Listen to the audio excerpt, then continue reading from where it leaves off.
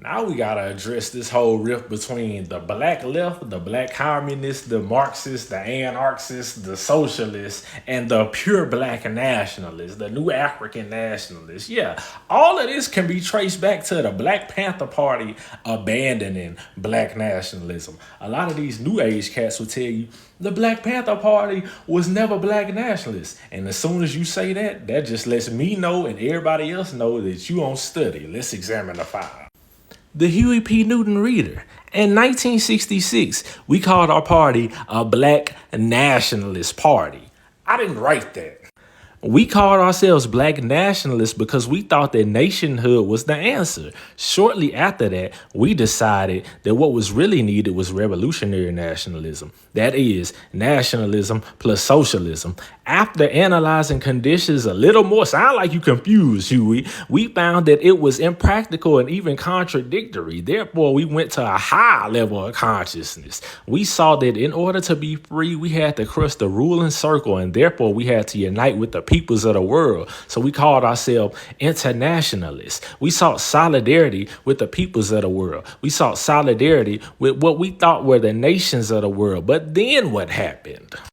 I'll tell you what happened after that. After that, you got on that, my lord, you started stealing money from the Black Panther schools, and then you got iced. Yeah, it's time to fight back. That's what Huey said. 2 shots in the dark, now Huey dead. Yeah.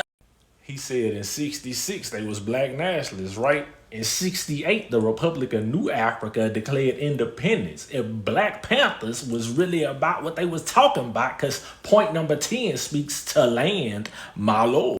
You know, you got to bring receipts for these jive turkeys, my lord. Point number 10, we want land, bread, housing, education, clothing, justice, peace, and the people's community control over modern technology. If they wanted land and was about being revolutionary and socking it to the man, why you just ain't get with the Republic of New Africa, who also wanted land and was really socking it to the man? My lord, did you just want to be a leader, Huey? Yeah, see, these are the questions you gotta ask in retrospect, my lord. Because you can't be international without being a nationalist first. International denotes 2 nations working together. The Black Panthers didn't have control of 1 nation. Guess who was trying to control a nation? The Republic of New Africa. If you don't take my word for it, let's see what the dictionary got to say about international. International, of, relating to, or affecting 2 or more nations. But wait, we can't say that he was unaware of the Republic of New Africa as some actual black nationalists fighting for actual liberation here in America, because he wrote them a letter. Let's examine the file. September 13th, 1969. Keep in mind, 3 years after 66, when he said we moving from black nationalism to internationalism, and he still don't control 1 nation, let alone 2. Greetings to the Republic of New Africa and President Robert Williams. I'm very happy to be able to welcome you back home. I might add that this is perfect time and we need you very much. The people need you very much. And now that the consciousness of the people is at a high level, perhaps that they will be able to appreciate your leadership and also be ready to move in a very revolutionary fashion. The revolutionary fashion y'all should have moved in was you joining them, not you just writing them a letter. Let's continue. Some time ago, I received a message from the Republic of New Africa with a series of questions concerning the philosophy of the Black Panther Party. At the time, I wasn't prepared to send message out. I have had to think about many of the questions, and due to this situation here, it is very difficult for me to communicate. He was locked up. So this explains the lapse in time between question and answer. I would not be able to expound on all the questions, but I would like to give some general explanations of the Black Panther Party's position as related to the Republic of New Africa. The Black Panthers Party position is that black people in this country are definitely colonized and suffer from the colonial plight more than any ethnic group in the country. Perhaps there is an exception with the Indian, but surely as much even as the Indian population, we too realize that the American people in general are colonized. And they are colonized simply because they are under a capitalistic society, which has a small clique of rulers who own the means of production and control all decision making. They are the body, therefore that takes the freedom from the American people in general to enrich their own class. As far as blacks are concerned, of course, we are at the very bottom of this ladder. We are exploited not only by the small group of the ruling class, we are oppressed and repressed by even the working class whites in this country. This is simply because the ruling class, the white ruling class, uses the old Roman policy of divide and conquer. In other words, the white working class is used as pawns or tools of the ruling class, but they too are enslaved. So it is with that historical thing of dividing and ruling that the ruling class can effectively and successfully keep the majority of the people in an oppressed position. Because they are divided in certain interest groups, even though these interests that the lower class groups carry doesn't necessarily serve as beneficial to them. As far as our stand on separation. Yeah, he said a whole bunch of nothing to get to the point, my lord.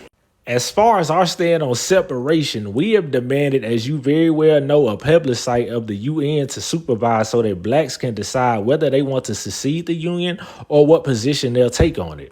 As far as the Black Panther Party is concerned, we're subject to the will of the majority of the people, but we feel that the people should have this choice, and we feel that the Republic of New Africa is perfectly justified in demanding and declaring the right to secede the Union.